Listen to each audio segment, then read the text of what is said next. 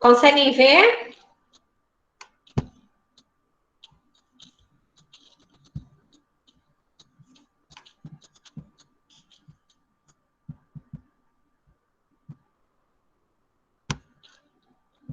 Então, gente, o Luria. O Luria, ele também é um russo, né? Que viveu na União Soviética, e assim como o Vygotsky, ele viveu todo aquele contexto da Revolução Russa, né? E aí grandes pensadores surgiram nessa época. O Luria foi um discípulo de Vygotsky. Então, eles, durante muito tempo, trabalharam juntos, né? E o Luria aprendeu muito com o Vygotsky. O Luria nasceu em 1902, morreu em 1977, então ele viveu 75 anos. Ele também é partidário da teoria histórico-cultural do socioconstrutivismo, né? Ele é conhecido como um dos pais da neuropsicologia. E ele analisa principalmente o funcionamento neurológico do sujeito. Ele tenta entender o pensamento neurológico do sujeito. E o Luria fez uma pesquisa muito interessante entre os anos de 1900 e essa pesquisa, ela foi desenvolvida entre os anos de 1931 e 1932, né? Esse é o recorte que eu trago para vocês.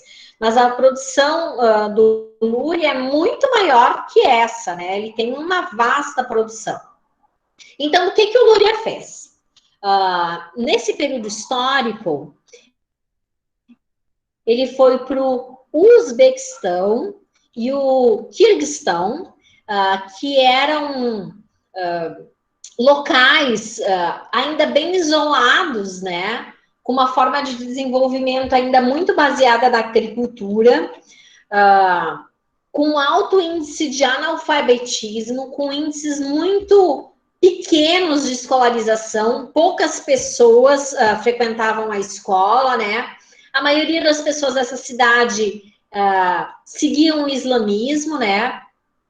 Eram comunidades isoladas, onde a forma de trabalho se dava de uma forma muito individual, e a economia ainda era muito rural, muito, não rural de hoje, mas assim, um rural muito próximo do feudalismo, né? E aí ele foi analisar essas comunidades. O que ele queria? Ele viu nessas comunidades uma oportunidade de estudo para ver como funcionavam as funções psicológicas superiores. E como a transformação local poderia influenciar no desenvolvimento cognitivo dessas pessoas, né? E aí, o que ele observou?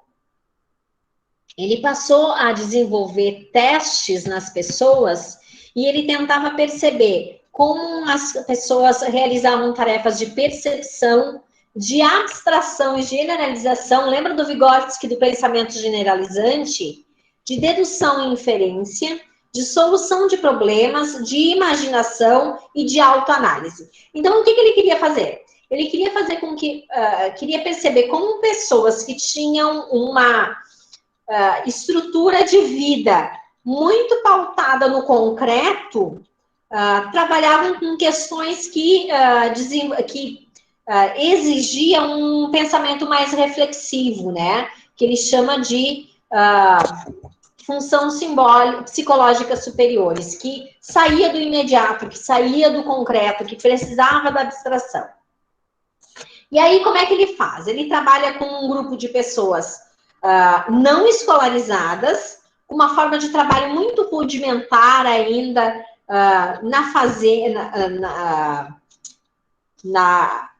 uma economia baseada no plantio e na criação de animais, né? E ele analisa também um grupo de pessoas que conseguiram se escolarizar, que conseguiram organizar de uma forma mais coletiva o seu trabalho, né? E aí ele fazia esse contraponto, né? Como as pessoas que tinham um trabalho rural, baseado na ação concreta, pensavam e como as pessoas escolarizadas, que já conseguiam fazer algum trabalho que fosse além do concreto, pensavam. E aí, o que ele percebeu? Ele percebeu que as pessoas que não eram alfabetizadas, que não tinham passado por um processo de escolarização, que tinham um trabalho muito manual, elas pensavam de uma determinada forma. E as pessoas que, ao longo da pesquisa dele, passou por um processo de escolarização, de alfabetização, e deixou de trabalhar de uma forma individual, mas passou a trabalhar de uma forma mais coletiva, passaram a pensar de uma forma diferente, né? Então, as pessoas mais escolarizadas, com um trabalho mais mecanizado, tinham um desempenho mais satisfatório se comparados ao outro grupo. E aí, que testes ele fazia para medir essa capacidade de reflexão das pessoas, né? Então, por exemplo, assim, ele apresentava um martelo, um serrote, um machado e uma tora, né? E aí ele dizia assim, qual elemento destoa, né? Para a gente é óbvio, né? A gente vai fazer o seguinte, a gente vai agrupar em ferramentas, né? E aí aqui não é uma ferramenta, então esse está fora, né?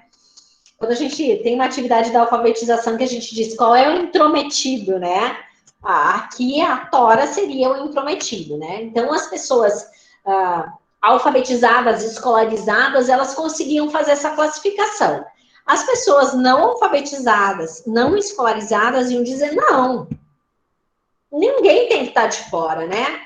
Porque o machado vai cortar a madeira, o serrote vai serrar e o martelo vai fazer com que eu consiga construir a casa. Então, ele dizia assim que as pessoas não alfabetizadas e não escolarizadas não conseguiam ter esse grau de abstração. Por quê? Porque o pensamento delas estava baseado na prática. E aí, enquanto as pessoas escolarizadas conseguiam ter ideia de classificação e criar o conceito abstrato de classificação e agrupar e o que está dentro e o que está fora, as pessoas que não tinham esse conhecimento de escolar e de alfabetização, não conseguiam abstrair. Então, elas pautavam as classificações e os agrupamentos delas numa experiência prática. Aí, um outro exemplo, por exemplo, ele mostrava para elas um relógio e um pneu. E aí dizia o que tem de igual. Para a gente é lógico, né? Os dois são círculos, né? Mas a pessoa que não era alfabetizada ia inventar alguma outra categoria. Eu ponho o relógio e uso o carro para ir trabalhar, sempre baseado na experiência real, né? Uma outra pergunta que ele fazia era o que tem em comum entre a água e o sangue? Para a gente é lógico, os dois são líquidos, né? Mas as pessoas que não eram alfabetizadas nem escolarizadas diziam, não, os dois passam por dentro do corpo da gente, ou a água a gente bebe, o sangue está dentro do nosso corpo. Então, eles sempre pautavam a sua forma de pensamento no real. Um outro exemplo é que exigia capacidade de inferência, né? A capacidade de, a partir de certas informações, chegar a uma conclusão. Aí, por exemplo, ele fazia a pergunta assim, no norte, onde existe neve, todos os ursos são brancos. A cidade X fica no norte e lá sempre neva. Qual a cor dos ursos nessa cidade? Para a gente é lógico, né? Os ursos são brancos. Mas as pessoas que não eram alfabetizadas, que não eram escolarizadas, elas tinham dificuldades, elas iam dizer, não sei, eu nunca tive lá para saber qual, eu nunca vi um urso lá para saber, né? Então, as pessoas que tinham capacidade de abstração, elas conseguiam criar categorias abstratas, né? E pensar de forma descontextualizada. As pessoas analfabetas, elas ainda pautavam as suas experiências no pessoal e trabalhavam com contextos imediatos. E aí, qual era a função da escola para o Luria? A função da escola era fazer com que as pessoas partissem das experiências práticas, né? Mas que criassem ideias e conceitos descontextualizados, conseguissem abstrair. O que a gente percebe com tudo isso na teoria do Luria, né? A gente percebe que ele, durante muito tempo, essa ideia dele foi válida, né? A gente considerou válida essa forma de compreensão, mas depois de um determinado texto ela passou a ser questionada. Por que ela passou a ser questionada? Porque a gente passou a perceber que esses conceitos não eram dados pelo fato da pessoa se tornar alfabetizada. Mas esses conceitos que ele passou a desenvolver eram conceitos que a gente trabalhava na escola. Então, essa abstração era muito mais um conhecimento escolar que se desenvolveu no sujeito do que um desenvolvimento das capacidades superiores, né? Então, existe todo um questionamento com relação a isso. E aí, a gente vai para o desenvolvimento da escrita da criança, né? Como Luria pensou o desenvolvimento da escrita na criança. Então, ele vai dizer o seguinte, que a entrada na escola não é o início do desenvolvimento da escrita pela criança. Ele vai dizer que ao longo da vida a criança já teve várias experiências com a leitura, com a escrita, de presenciar a gente escrevendo e lendo para ela, que fez com que, a partir do momento que ela entrasse na escola, ela conseguisse geralmente se alfabetizar em um ano. E que isso não seria possível se ela não tivesse todo esse desenvolvimento, toda essa relação, né, com a escola com a língua escrita antes disso. E aí, quando ela entra na escola, já possui um patrimônio de habilidades e destrezas que a habilitará a aprender a ler e escrever num tempo relativamente curto. A pré-história da escrita das crianças em muito lembra a história das civilizações para a criação dessa tecnologia. E aí vocês viram aquele videozinho que é a construção da escrita, né, gente? E lá no vídeo A Construção da Escrita, eles vão dizer que, num primeiro momento, o homem das cavernas, lia indícios, e aí tá lá a pata de um animal, de um felino, né? E isso representa perigo. No segundo momento, ele passa a desenhar o que ele vê, né? E aí a gente tem um primeiro simbolismo. A gente não sabe muito bem se essa primeira função simbólica foi só uma função, já tinha a ideia de comunicação, ou era a representação de algo real que pela primeira vez estava fora da mente, né? E aí ele desenhava nas cavernas, né? E aí é interessante também que a gente, pela primeira vez, tem um homem trabalhando com um suporte que é diferente da mente, que é a parede da caverna, que é a pedra, né? O que a gente tinha nesse momento também, né? A gente tinha a representação de algo que o homem tinha visto, mas a gente não tem uma precisão do que isso queria dizer, né? E aí tem um desenho lá que eles mostram que tem um homem, né? Tem 3 flechinhas e um tatu. E aí, o que será que isso quer dizer, né? Será que é o homem caça 3 tatus? Ou será que eu vi 3 tatus, né? A gente tem essa indefinição. E a partir desse momento, a gente tem formas que o homem vai criando para tornar essa mensagem mais específica. A partir do momento que eu busco a comunicação, eu busco representar algo para além da fala, eu busco essa forma cada vez mais específica de comunicação. Por quê? Porque o pictograma não era eficiente, né? E aí a gente tem, ele vai falar, né, que os sumérios começam a desenhar os pictogramas, os egípcios também, né, os chineses, e cada vez mais o pictograma, que é o desenho, vai se distanciando da imagem em si. Então, antes, para representar boi, eu desenhava o boi, ao longo do tempo, a minha forma de grafar vai se distanciando. E aí, ele vai dizer também, durante a história da escrita, que o homem passa a usar vários suportes, né, para escrever. Então, eu uso a pedra, eu uso a argila, eu uso o papiro, eu uso a cerâmica, né, dependendo do grupo, né, se são os sumérios, os egípcios ou os chineses, né.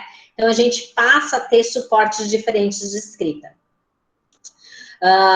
E aí, ele vai falar dos sumérios, né? E aí ele vai dizer que os sumérios foram os que inventaram a escrita cuneiforme. E aí, quando o meu pictograma vai se diferenciando da imagem que eu tenho, e aí o que escrita cuneiforme, né? Era uma forma de grafismo que não me dava indício nenhum. Se estava escrito boi lá, eu olhava para aquilo e nada me remetia à imagem que eu tenho do boi, o desenho que eu tenho do boi. E aí ele fala que a partir desse momento a gente passa a ter alguém que ensine aquilo, né? E aí a gente distancia o grafismo, né? O ideograma, né, do objeto. E aí, se antes a gente tinha o pictograma, a gente passa a ter agora o ideograma.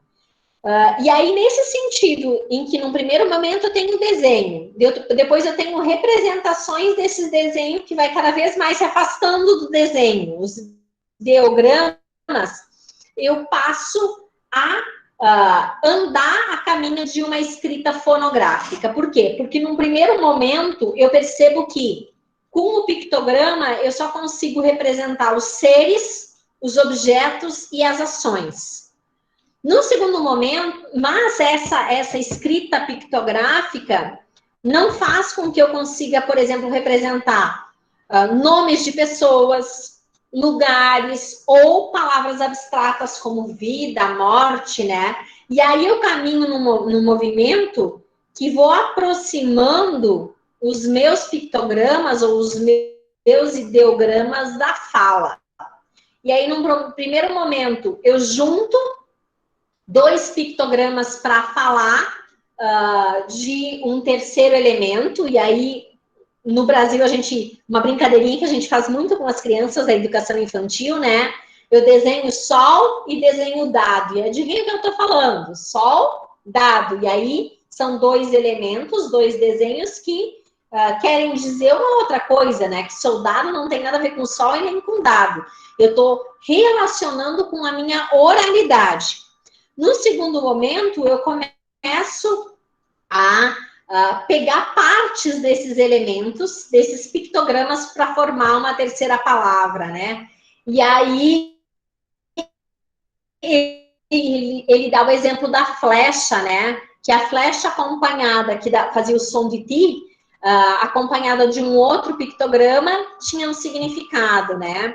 Mas acompanhada de um pictograma X tinha um outro significado, porque eu pego os sons dessa palavra para formar outras palavras. E aí ele fala que ou eu pego a palavra inteira, soldado, para formar soldado, ou eu pego a primeira sílaba dessa palavra para formar outras palavras, né? Então, por exemplo, eu pego má de mala,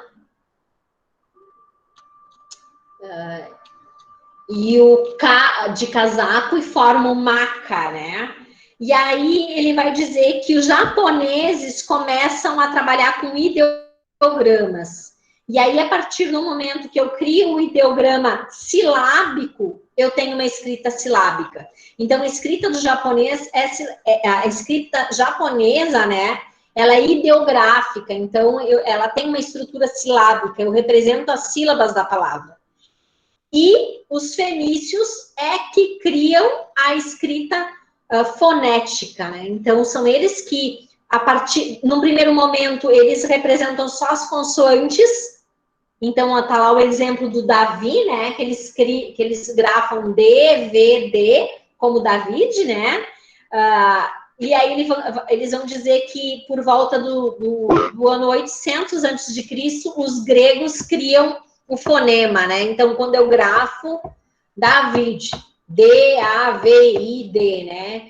Quando eu grafo todos os sons da fala. E aí a gente vai dizer que a criança faz exatamente isso ao longo do seu processo de desenvolvimento. Ela repete a filogênese da espécie. Então, na pré-história da escrita, os pequenos chegam a utilizar a escrita com uma função parecida com a dos adultos, a função de lembrar algo. Mas isso se perde ao entrar na escola. Então, o Luria faz um teste com crianças e ele vai perceber que desde muito cedo as crianças conseguem perceber a escrita com uma função, a função de lembrar. Isso é muito legal, porque a criança só sente necessidade de aprender a partir do momento que ela percebe a função dessa escrita. E ele vai dizer que a partir do momento que ela entra no processo de alfabetização, se eu usar um método não eficiente para a alfabetização dessa criança, ela vai passar só a decodificar. E aí ela perde a função da escrita. Para uma criança ser capaz de escrever ou anotar algo, ela precisa se interessar pelo que está ao seu redor, né? E estabelecer uma função, uma relação funcional com os objetos. Então, eu tenho que, primeiro, me interessar pela escrita e, no segundo momento, perceber a função social da escrita. E aí, o Luria vai se debruçar a ideia de lembrar e representar. E aí, o Luria vai traçar a pré-história da escrita na criança. E aí, ele faz um teste. E o objetivo desse teste era a criança usar a escrita para lembrar algo, né? Então, as crianças devem relatar o que escreveu para que se possa perceber se já utiliza a escrita com um aspecto funcional auxiliar da memória. Perceber como os pequenos utilizam o papel, era o objetivo dele nessa testagem, e observar as estratégias criadas para registrar algo que deve recordar depois. Então, qual era a testagem do Luria? Ele chegava para as crianças e distribuía vários papéis e vários objetos de escrita. Então, lápis de cor, caneta, lápis, né?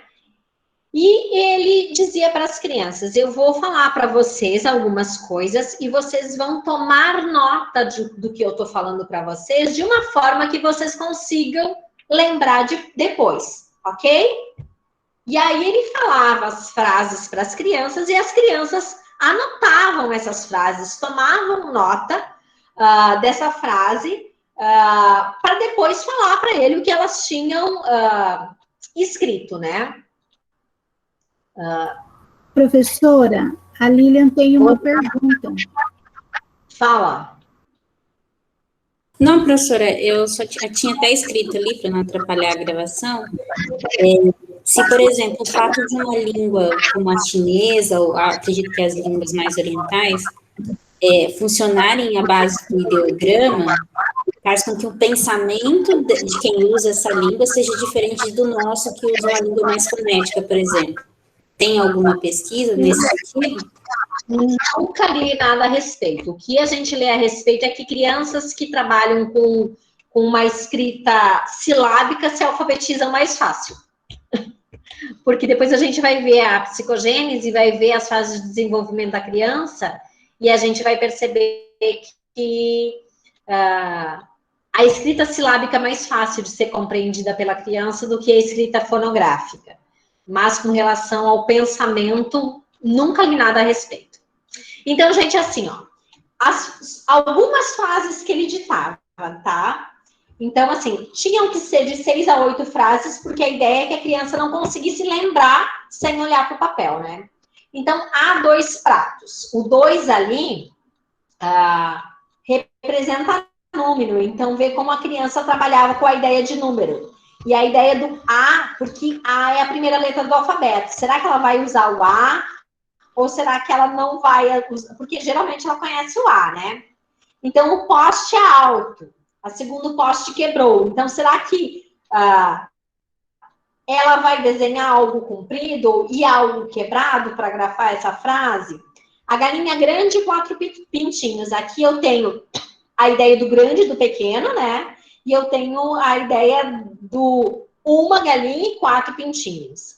A garrafa está sobre a mesa, então a ideia de algo estar sobre outra coisa, né?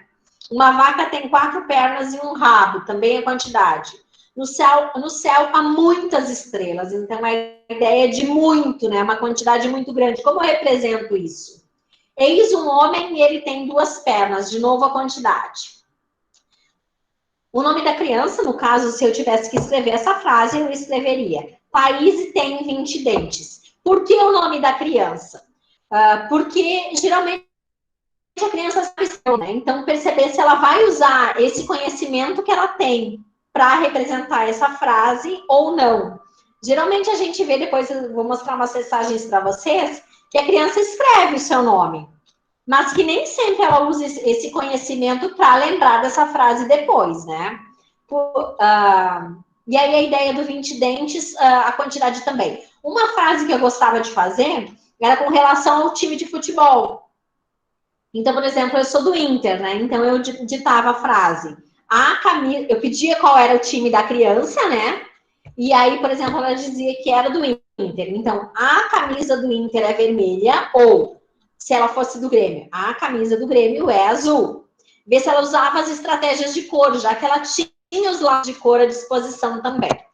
Então, essas são algumas frases que ela podia registrar para lembrar depois. Então, ela fazia isso num dia e eu ia para minha casinha com os testes dela. No outro dia, ou 2, 3 dias depois, uma semana seguinte, eu voltava com esse teste e mostrava para as crianças. Eu pedia para ela repetir no mesmo dia o que ela tinha escrito ali, né?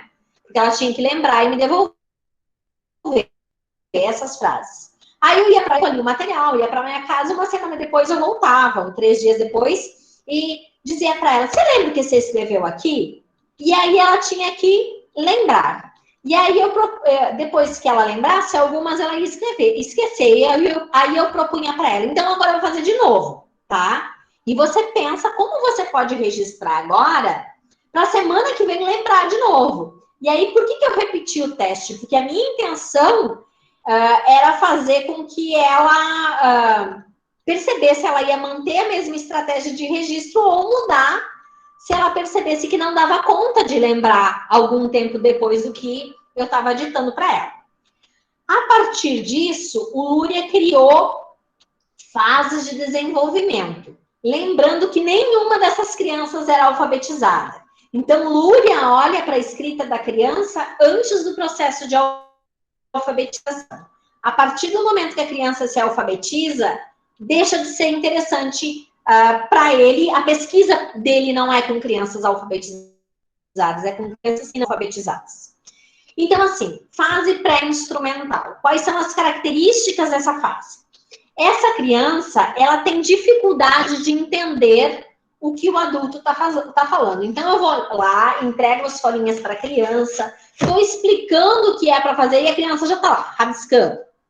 Ou eu termino de falar e ela nem espera ditar as frases e ela está lá rabiscando, né? A criança dessa fase não percebe a escrita como um instrumento ou meio para lembrar algo. Para ela, a escrita é muito mais uma imitação da escrita do adulto. A função de recordar, que é uma função social, ainda não está desenvolvida. A escrita é uma atividade intuitiva, né? Ela imita o adulto escrevendo, ela brinca de escrever. E muitas vezes ela não espera que a frase seja ditada. As crianças não têm consciência dessa função da escrita, né? E os rabiscos dela não têm relação nenhuma com o que foi ditado. Então, aqui eu trago para vocês 2 exemplos dessa escrita pré-instrumental, ó. Percebam, né? Nos 2 modelos, a criança, aqui ela está rabiscando, imitando uma escrita cursiva, aqui ela tem outros rabiscos, né? Mas qual é a característica primordial dessa fase? Ela sai rabiscando. Ela não espera o adulto ditar as 8 frases, né? Porque, assim, Eu dito uma, a criança registra. Eu dito a outra, a criança registra. Ali não, a criança não se coordena, ela sai rabiscando tudo, né? A fase topográfica ou mnemônica. Lembrem, gente, topografia lembra o quê? Lembra mapeamento, né? Então, a criança dessa fase, ela vai usar a folha como um mapa para ela recordar do que foi ditado. Então, essa criança espera o adulto ditar cada uma das 8 frases e ela toma nota com símbolos muito semelhantes. E o que vai ajudar na memória, então? Como ela distribui esses símbolos no papel. Um exemplo aqui, esses símbolos, eles não dão indício nenhum do que está registrado, tá? E muitas vezes, como as escritas são muito semelhantes, elas não conseguem recordar de tudo que foi dito.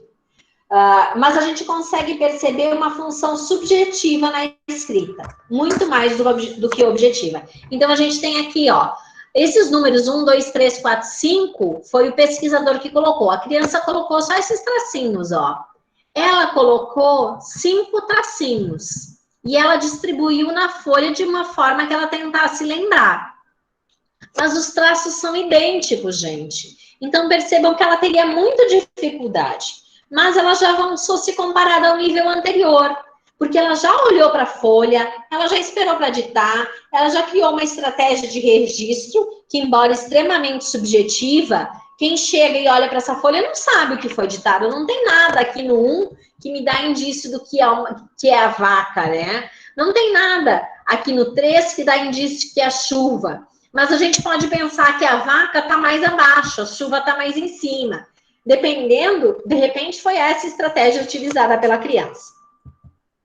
Aqui um outro exemplo. Essa criança fez pontinhos. A gente percebe que foram ditadas 5 frases, que ela fez 5 pontinhos para cada frase, mas a gente não sabe quais foram as frases que foram ditadas. A terceira fase é a fase pictográfica.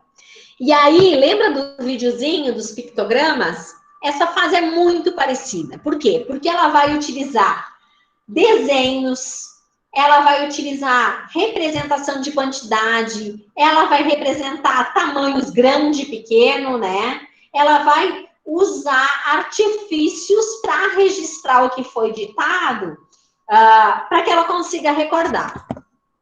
Então, a gente tem aqui... E aí, assim, ó, gente, não é a beleza do desenho que vai me dizer a fase que ela tá, né? Porque, por exemplo, aqui o desenho não é bonito, né? Mas eu consigo perceber uma diferença entre esse desenho